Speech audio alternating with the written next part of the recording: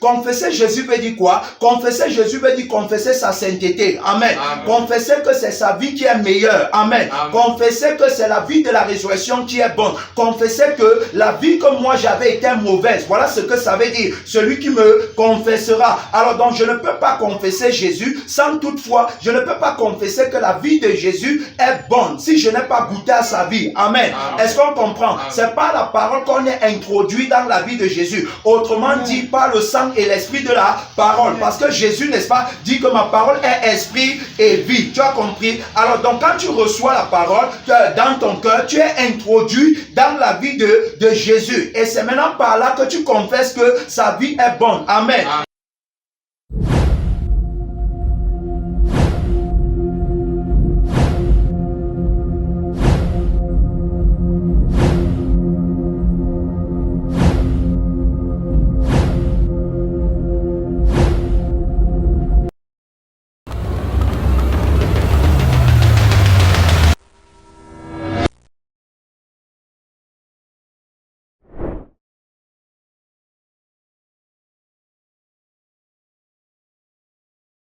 Tous mes péchés, sans les adapter. Alléluia, tous mes péchés,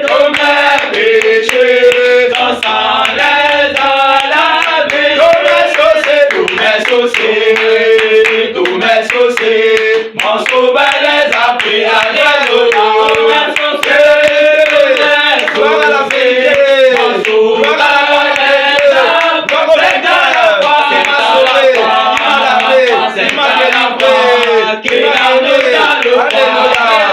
Alléluia, oui mon frère, ma soeur.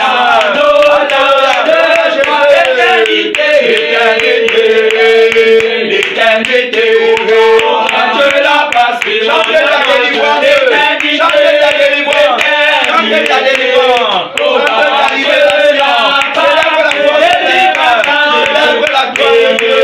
En ce matin, ce jour, accorde la Seigneur, accorde la gloire. Qu'elle se libère de ton cœur, accorde la gloire.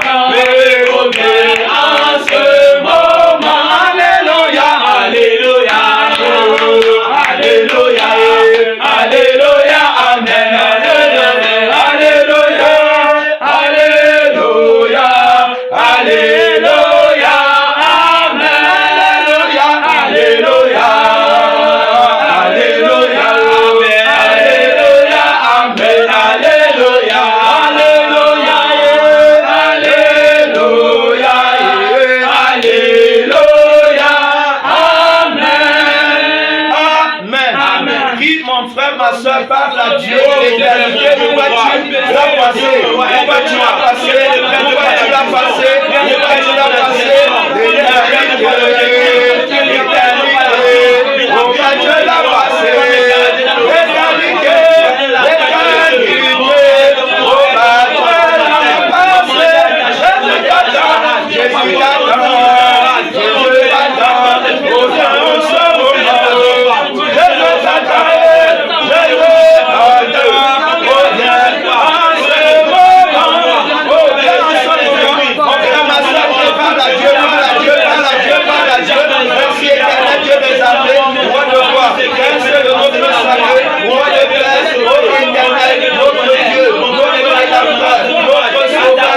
tu es la parole de Dieu, tu délivres, tu restaures.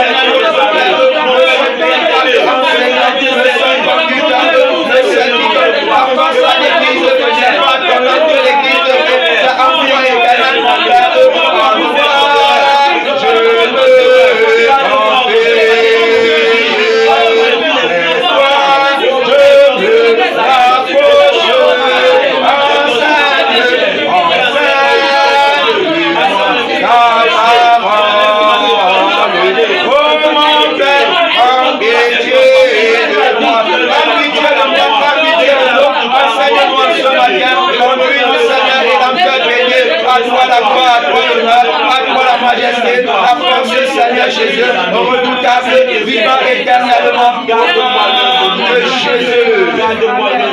Au nom de Jésus, au nom de Jésus qui est la parole de Dieu, assois-toi bien-aimé dans le Seigneur, assois-toi dans le royaume de ton Père, dans le royaume de la lumière, assois-toi avec la parole de Dieu, assois-toi avec l'âme et l'esprit de la parole de Dieu, gloire à Dieu. Son nom c'est la parole de Dieu, le vainqueur, le vivant, le puissant, le roi de gloire, le Père éternel, le Seigneur des seigneurs et le roi des rois, gloire à Dieu.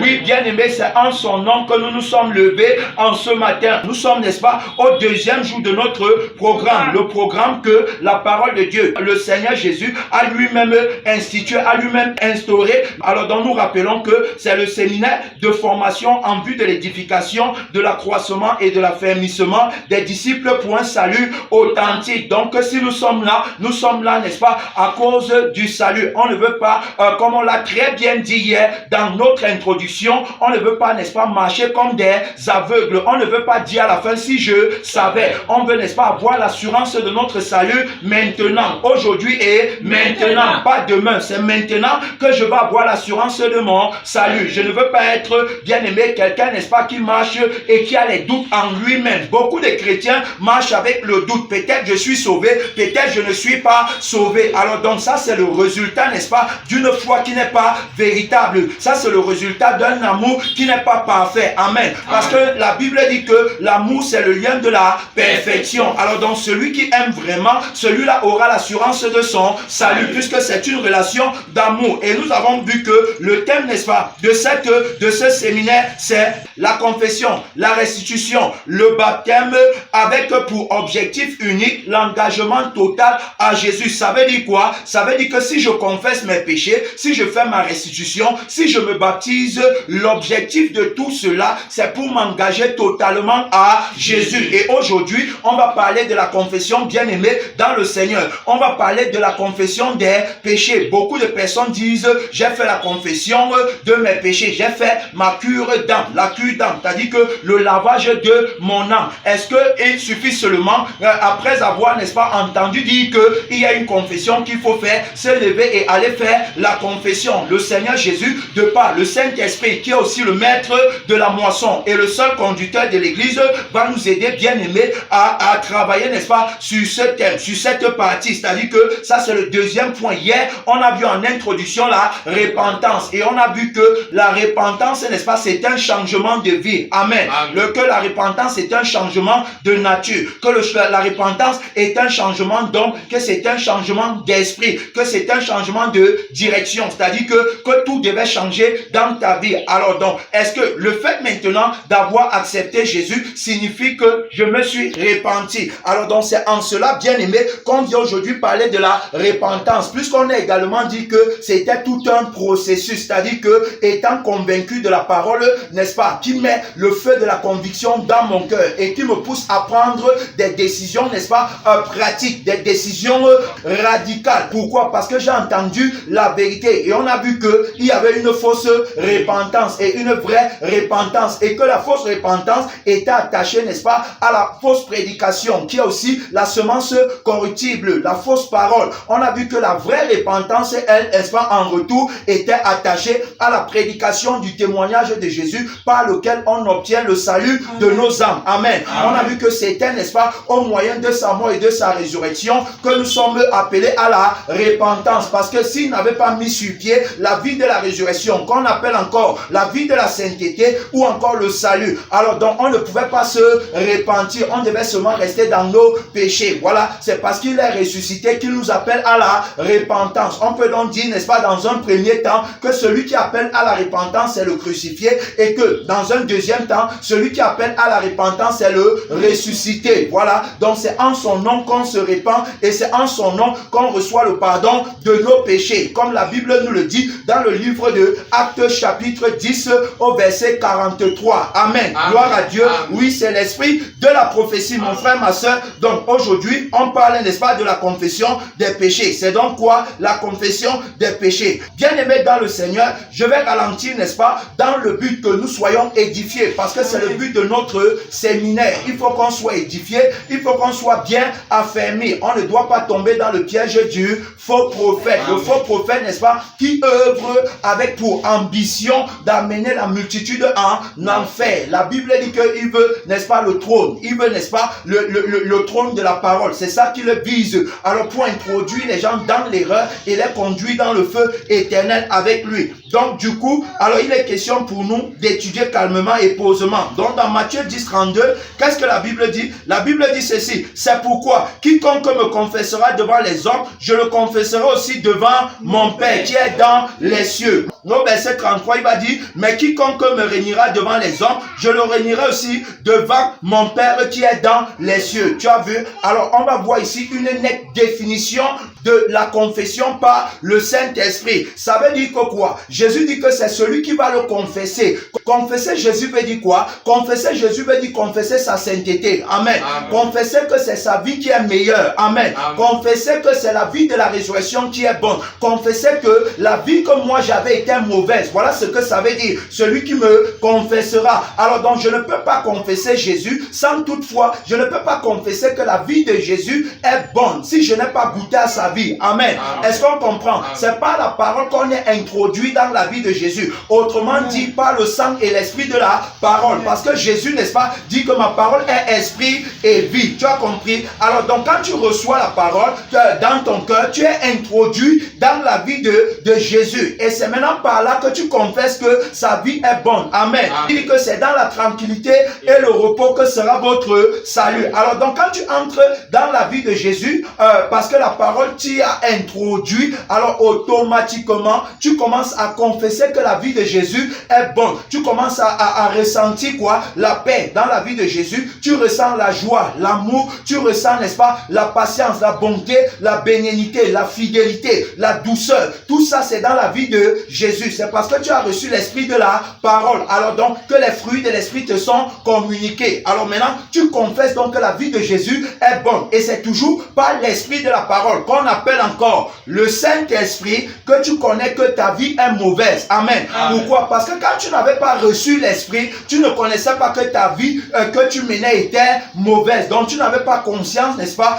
Tu n'avais pas conscience de la nature de la vie que tu as. Tu croyais que la vie là était bonne. Mais maintenant que tu as découvert une nouvelle vie, alors tu comprends que la vie là est mauvaise. Et qu'est-ce que la Bible nous dit à ce sujet? Que on ne met pas le vin nouveau dans les vieilles outres. Alors donc on met le vin nouveau dans les outres neuves. Tu as vu? Si on met le vin nouveau dans les vieilles outres, alors donc les outres vont se rompre et le vin va se répandre, le vin va se disperser. Mais si on met, n'est-ce pas, le vin nouveau dans les outres neuves, les deux vont se conserver. Et il va dire par ailleurs que on ne peut pas prendre une pièce de drap qui est neuve et on prend une pièce de drap qui est vieux. Et maintenant on prend les deux, on mélange, c'est-à-dire qu'on essaie de coudre les deux et ça donne quelque chose de solide. Ça ne va pas marcher. Alors donc ce qui est vieux va encore se déchirer. Est-ce qu'on comprend? Alors donc on doit mélanger ce qui est nouveau. C'est le même processus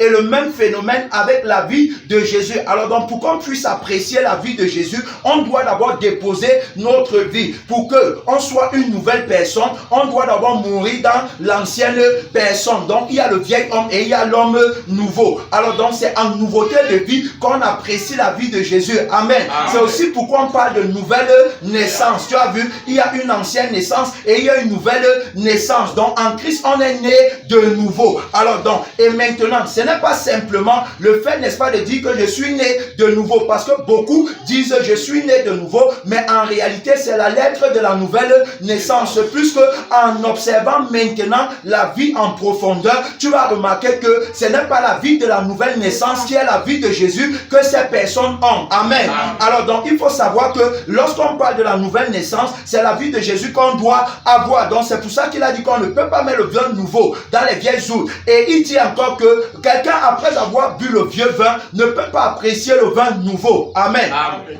Amen. Est-ce qu'on se comprend? Quelqu'un, après avoir bu le vieux vin, ne peut pas apprécier le vin nouveau. Alors donc pourquoi? Parce qu'il est habitué au vieux vin. Tu as vu? Alors quand toi, n'est-ce pas, tu es attaché à ta vie, tu ne peux pas apprécier la vie de Jésus qui est aussi l'image du vin. Amen. L'âme de la chair, c'est son sang. Le sang, c'est la vie. Le sang fait aussi référence au vin. Amen. Alors donc, tu ne peux pas apprécier le vin que Christ te donne à boire. Tu comprends? Si tu n'étais pas d'abord déconnecté de l'ancien vin que tu buvais qui était ta propre vie. C'est pourquoi avant tu aimais beaucoup ta vie. Mais maintenant, quand tu as déposé ta vie et que tu es entré dans la vie de Christ, tu vas voir que tu vas beaucoup aimer la vie de Christ et non plus ta propre vie. À cet effet, l'apôtre Paul va dire dans Actes des Apôtres que je ne fais pour moi-même aucun cas de ma vie. Donc je n'apprécie plus l'ancien vin que je buvais avant. L'ancien sang que j'avais avant, je n'apprécie plus ça et je ne fais aucun cas de cette vie pourvu que j'accomplisse ma mission. Lui, la mission que j'ai reçue de Dieu. Alors donc la mission là, Jésus a dit que quoi? Ma nourriture est de faire la volonté de celui qui m'a envoyé. Donc voilà la vie maintenant à laquelle il prend plaisir. Gloire à Dieu. Amen. Voilà, donc voilà la vie, n'est-ce pas, que tous les appelés ont, que tous les élus ont, la vie, n'est-ce pas, du Seigneur. C'est pourquoi, alors donc, ils vont s'affectionner aux choses d'en haut et non à celles qui sont sur la terre. Permettez-moi, bien aimé dans le Seigneur, d'aller rapidement dans le livre de Jean, chapitre 6, ici là, nous sommes, je le rappelle encore, en train de parler de la confession des péchés, mais il faut d'abord bien définir. Donc dans Jean chapitre 6, ici au verset 53, Jésus leur dit, en vérité, je vous le dis, si vous ne mangez la chair du Fils de l'homme et si vous ne buvez son sang, vous n'avez point la vie en vous-même. Gloire à Dieu. Amen. Donc, si vous ne mangez ma chair et si vous ne buvez mon sang, vous n'avez point la vie en vous-même. Alors donc, pour apprécier, n'est-ce pas, la vie que Jésus me donne, je dois manger sa chair, je dois boire son sang. Mais maintenant, pour cela, je dois d'abord renoncer, n'est-ce pas, à la première vie que j'avais. Parce que la vie là ne peut pas manger la chair de Jésus et ne peut pas boire son sang. Romains chapitre 8 dit que car la chair est inimitié contre Dieu parce qu'elle ne se soumet pas à la loi de Dieu et qu'elle ne le peut même pas. Tu as vu? Donc la chair ne peut pas obéir à Dieu et donc la chair ne peut pas prendre plaisir à la vie de Jésus. Pour prendre plaisir à la vie de Jésus, je dois d'abord me déconnecter de la vie de la chair. Et dans Galates chapitre 5, il dit marchez selon l'esprit et vous n'accomplirez pas les désirs de la chair. Donc, alors, pour être séparé de ma vie, parce que entre ma vie et la vie de Jésus, il y a, n'est-ce pas, une distance à parcourir. Il y a, n'est-ce pas, la croix au milieu qui représente le moyen par lequel on traverse. Alors donc, je dois perdre ma vie pour gagner celle de Jésus. C'est pourquoi il dit que celui qui voudra sauver sa vie la perdra. Mais celui qui perd sa vie à cause de moi la retrouvera. Alors donc, je perds ma vie au profit de la vie de Christ. Amen. Amen. Et perdre ma vie, c'est perdre, n'est-ce pas, ma vie avec tout ce qu'elle possède. Parce que mes possessions sont renfermées dans ma vie. Et même tous mes péchés sont renfermés dans ma vie. Alors donc, pour que je sois complètement purifié, pour que je sois complètement libre, pour que je sois complètement justifié, je dois perdre la vie là dans son intégralité. Afin d'entrer maintenant dans la vie de Christ dans son intégralité. C'est pourquoi Jésus ne veut pas que j'ai un pied dehors et un pied dedans. Je dois m'engager comment? Totalement. Voilà, gloire à Dieu. Amen. Je dois m'engager totalement. Alors donc, il dit bien que c'est en buvant son sang. Maintenant, j'explique rapidement ce que veut dire manger sa chair et boire son sang, bien que le Saint-Esprit nous l'a déjà enseigné. Alors donc, manger la chair de Jésus, c'est prendre plaisir, n'est-ce pas, c'est prendre plaisir à la parole. Donc, quand tu écoutes la parole de Dieu, tu es en train de manger la chair de Jésus. Amen. Amen. Quand tu écoutes la parole de Dieu, tu es en train de prendre part à la communion, n'est-ce pas, des saints. La Bible dit que l'Église, dans Actes des Apôtres, était, n'est-ce pas, tous les jours ensemble, assidus au temple, et ils demeuraient dans l'enseignement des apôtres. Donc, manger la chair de Christ, c'est écouter la parole. Maintenant, boire son sang, c'est aimer la vie que cette parole te donne. Amen. Amen. Est-ce que tu comprends? C'est-à-dire que quand on dit que tu bois le sang de Jésus, on est simplement en train de dire que tu aimes la vie de Jésus. Tu es attaché à la vie de Jésus. Alors donc, c'est cet attachement à sa vie alors qui fait que tu as la vie en abondance. Parce qu'il dit que je suis venu afin que mes brebis aient la vie et qu'elles soient dans l'abondance. Tu comprends? Donc c'est la vie de Jésus qui est la vie de la sainteté et la vie de la pureté que tu as en abondance. Alors tous les enfants de Dieu, tous ceux-là, n'est-ce pas, qui prennent part à la communion de sa chair et à la communion de son sang, ceux-là ont la vie en eux-mêmes. Donc ils ont la santé spirituelle. Ils ne peuvent pas mourir. Amen. Alors, ceux qui ne prennent pas part à cette communion n'ont pas la vie en eux-mêmes. C'est pourquoi il a dit que si vous ne mangez la chair du Fils de l'homme et si vous ne buvez son sang, vous n'avez point la vie en vous-même. Alors donc, on en a commencé par définir ce que c'est que la confession dans Matthieu 10. Et on a vu que Jésus a dit que c'est celui qui va me confesser. Alors donc, confesser Jésus là, c'est confesser que la vie de Jésus est meilleure. La vie de Jésus est bonne. La vie de Jésus est agréable. La vie de Jésus est éternelle. La vie de Jésus est savoureuse. La vie de Jésus est appréciable. C'est ça, confesser la vie de Jésus. Et en retour maintenant, c'est confesser que ma vie est mauvaise, ma vie est pécheresse, ma vie me conduit à la mort, ma vie est une vie qui ne plaît pas à Dieu, ma vie est une vie de désobéissance, ma vie ne peut pas faire la volonté de Dieu, ma vie c'est la vie de la chair, ma vie c'est la vie des démons, ma vie fait que je deviens le temple des démons, parce que le sang qui donne droit aux démons dans ma vie, c'est n'est-ce pas, le sang du péché, c'est le sang, n'est-ce pas, qui a les désirs, qui a les passions, qui a les convoitises, parce que l'homme pêche quand il est attiré et amorcé par sa propre convoitise. Gloire à Dieu. Amen. Alors donc c'est la vie là alors que je confesse qu'elle est mauvaise après avoir goûté la vie de Jésus. C'est d'ailleurs pour ça que, bien aimé dans le Seigneur, dans le livre des Hébreux, ici là, Hébreux chapitre 6 verset 4, il est impossible ceux qui ont goûté, qui ont été une fois éclairés, tu as vu, tu as été une fois éclairé et qui ont goûté le don céleste, alors qui ont eu part au Saint-Esprit, qui ont goûté la bonne parole de Dieu, tu as vu, la bonne parole de Dieu, dont la parole est bonne, la vie de la parole, qui ont goûté et les puissances du siècle à venir et qui sont tombés sont encore renouvelés et amenés à la repentance, tu as vu. Alors pourquoi ils ont goûté que Dieu est bon, mais après ça maintenant ils retournent encore dans leur ancienne vie. Alors donc ils méprisent la vie qu'ils ont dit autrefois que la vie a été bonne. Alors la Bible dit qu'ils ne peuvent plus être renouvelés et amenés à la repentance. Et regardez ce qu'il va dire encore ici dans Hébreux 10 verset 26. La Bible dit ceci: car si nous péchons volontairement après avoir reçu la connaissance de la vérité,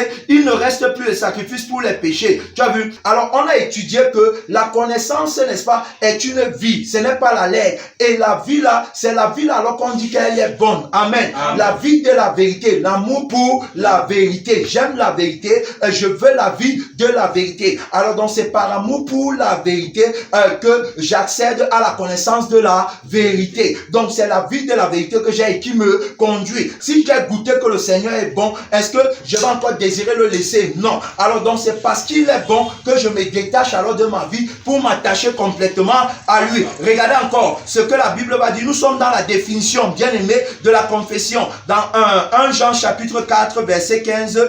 1 Jean 4 verset 15, la parole nous dit ceci: celui qui confessera que Jésus est le Fils de Dieu demeure en lui et lui en Dieu. Gloire à Dieu. Amen. Tu as vu, s'il confesse que Jésus est le Fils de Dieu, hein, et on sait que c'est par le Saint-Esprit qu'on peut confesser que Jésus est Seigneur. C'est par le Saint-Esprit qui est l'esprit de la parole. Tu as vu, et pourquoi j'ai l'esprit de la parole? C'est parce que j'aime la parole. C'est parce que je suis attaché à la parole. Alors donc l'esprit de la parole en moi m'amène, n'est-ce pas, à confesser la seigneurie, à confesser la royauté, l'élévation, l'exaltation, la magnificence de Jésus. C'est-à-dire que à contempler, n'est-ce pas, sa magnificence, à contempler son règne, à vouloir qu'il demeure sur le trône dans ma vie. Parce que quand il est sur le trône, alors donc je suis en paix. Quand il est sur le trône, je marche en sécurité. Quand il est sur le trône, alors donc je suis, n'est-ce pas, gardé par lui. Est-ce qu'on comprend? Donc c'est à mon avantage que Jésus est sur le trône. Et c'est par le Saint-Esprit que je lui rends continuellement les actions de grâce,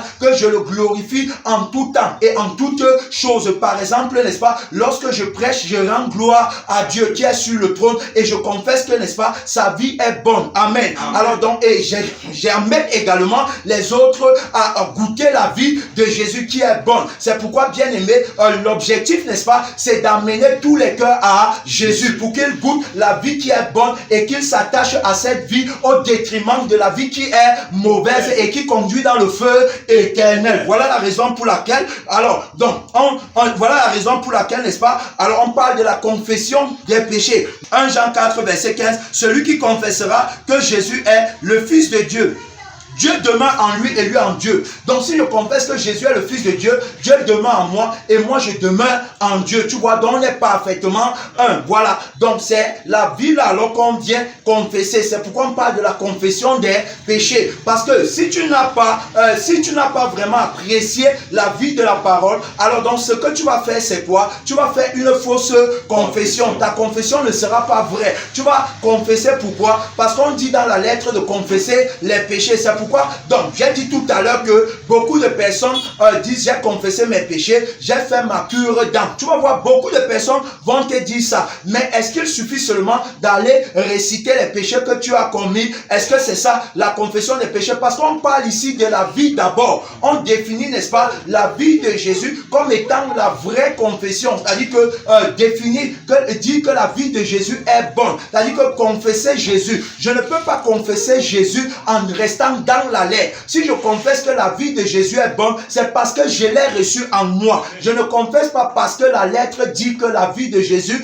est bonne. Parce que me sert-il de confesser que la vie de Jésus est bonne quant à la lettre, tout en demeurant dans le péché qui m'emmène en enfer? C'est ça qu'il faut bien comprendre, mon frère et ma soeur. Tu dois comprendre que lorsqu'on parle de confession, alors donc ça doit être, n'est-ce pas, le résultat d'une conviction profonde dans le cœur qui nous amène, n'est-ce pas, à témoigner véritablement que la victoire, n'est-ce pas, que Jésus-Christ a obtenue pour nous, c'est à la croix, c'est en annulant la mauvaise vie là, et c'est en mettant sur pied la bonne vie qui est sa vie. Alors donc c'est comme ça, bien aimé dans le Seigneur, que on se sépare définitivement de la vie là. Alors donc on confesse la nature de Christ, c'est la nature de Christ que je confesse, donc je me sépare de Satan, je me sépare du prince du monde. Lorsque je confesse mes péchés, je m'en vais, n'est-ce pas, à Jésus. Je déclare dorénavant que je lui appartiens et que je n'appartiens plus au diable, que je lui appartiens, que je n'appartiens plus au monde, que je lui appartiens et que je n'appartiens plus à ma famille,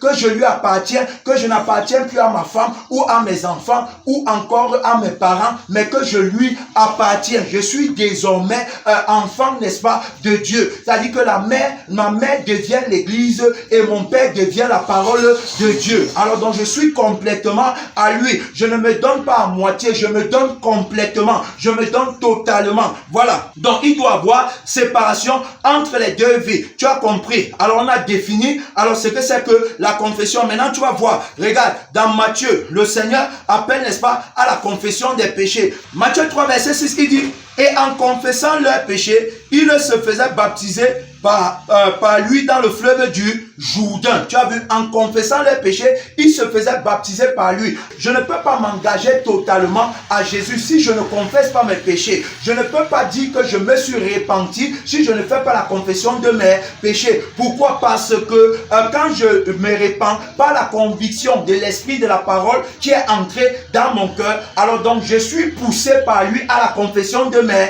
péchés. Je suis pressé pour faire la confession de mes péchés. C'est pourquoi quand quelqu'un est véritablement né de nouveau, alors donc les choses qu'il a envie de faire par la suite, c'est confesser ses péchés et faire sa restitution pour avoir la paix, n'est-ce pas, avec Dieu. Il veut complètement, n'est-ce pas, être en paix avec lui. C'est pourquoi il est porté, n'est-ce pas, à confesser ses péchés. Donc il ne veut pas, il ne reste pas, il est pressé par l'esprit, il ne renvoie pas à demain. Pourquoi? Parce qu'il a été touché par l'esprit de la parole, qui est le Saint-Esprit. Et donc, voilà comment, bien aimé, il se lance pour faire la confession de ses péchés. Maintenant, alors donc, il dit ici que, voilà, il venait confesser. Confessant les péchés, il se faisait baptiser par lui dans le fleuve du Jourdain. Gloire à Dieu. Amen. Alors donc, il confesse ses péchés. Il fait la paix avec Dieu. Il veut complètement être en accord avec Dieu. C'est pourquoi, s'il confesse ses péchés, s'il fait ses restitutions, s'il se baptise, c'est parce que il veut, n'est-ce pas, être en accord avec Dieu. Il va accomplir, n'est-ce pas,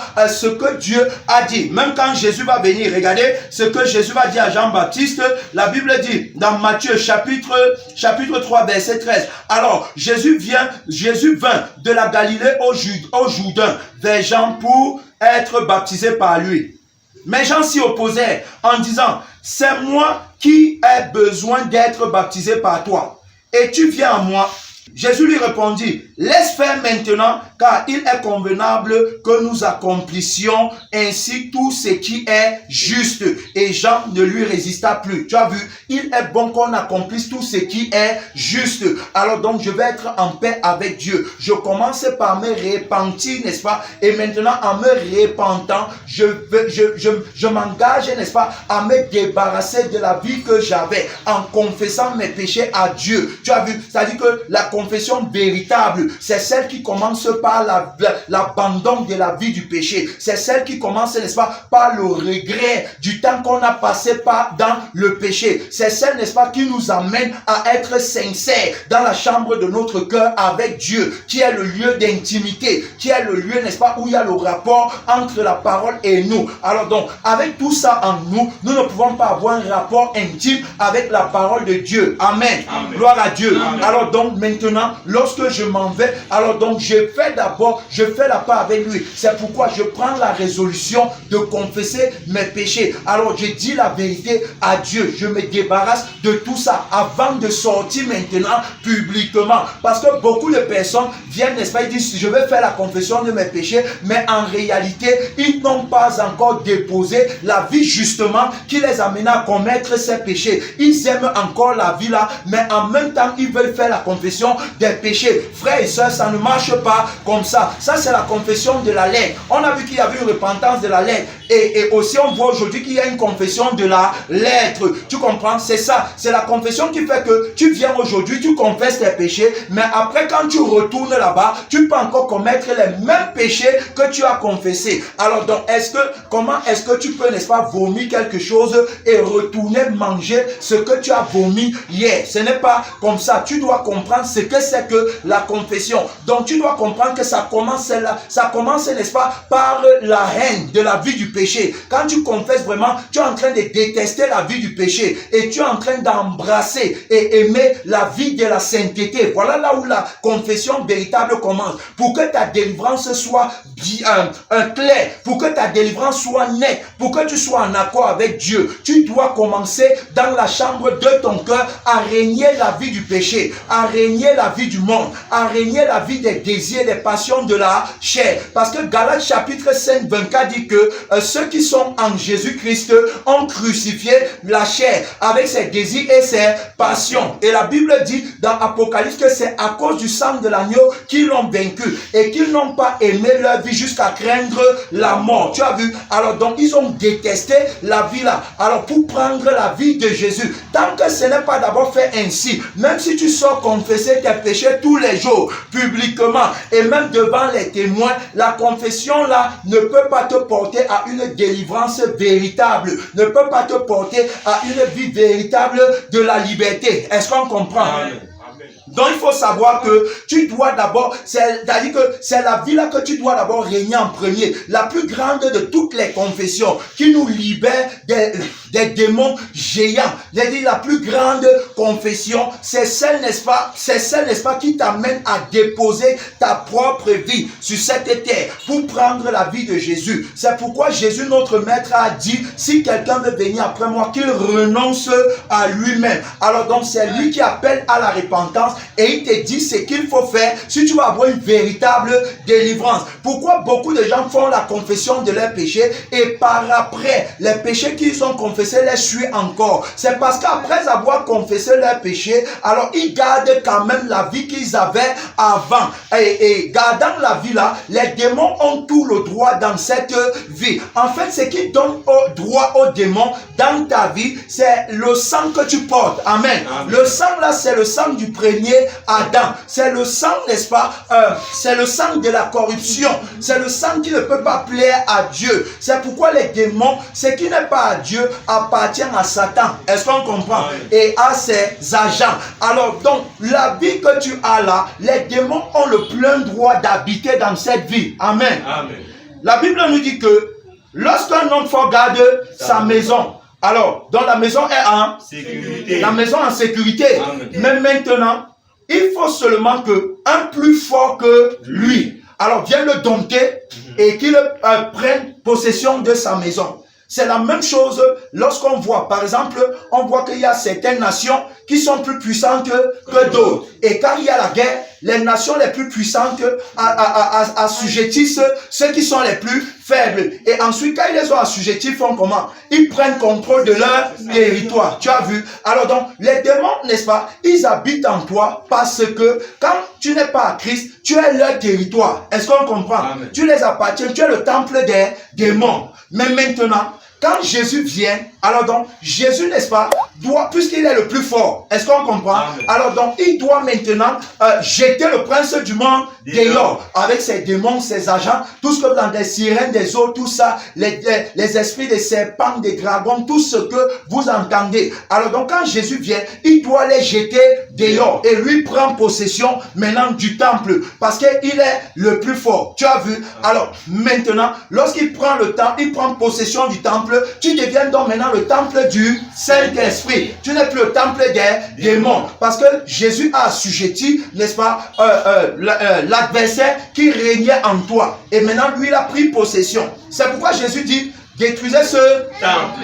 Et je le rebâtirai en 3 jours. Alors donc, détruisez le temple et je le rebâtirai en 3 jours. Ça veut dire que quoi? Le premier temple que tu es doit être détruit. Et ensuite, maintenant, lui, il va mettre un second temple, n'est-ce pas? C'est-à-dire que qui ne sera plus toi, mais qui sera lui en toi. Est-ce qu'on comprend? C'est lui désormais. C'est pourquoi on parle de l'homme nouveau. L'homme nouveau donc ici, c'est celui qui n'a pas de démons en lui. L'homme nouveau ici, c'est celui qui est devenu le temple du Saint-Esprit. Alors donc, c'est pour cela que ce n'est que Jésus seul qui peut chasser les démons. Parce qu'il est la seule personne qui est capable de rebâtir le temple. Et il rebâtit le temple là comment? C'est par sa mort et sa résurrection. Parce que l'église voit le jour par le témoignage de Jésus. Est-ce qu'on comprend? L'église, c'est également toi, c'est moi. Alors donc on voit le jour à cause de la mort et de la résurrection de Jésus. Autrement dit, à cause du sang de la nouvelle alliance qu'il a versé à la croix pour nos péchés,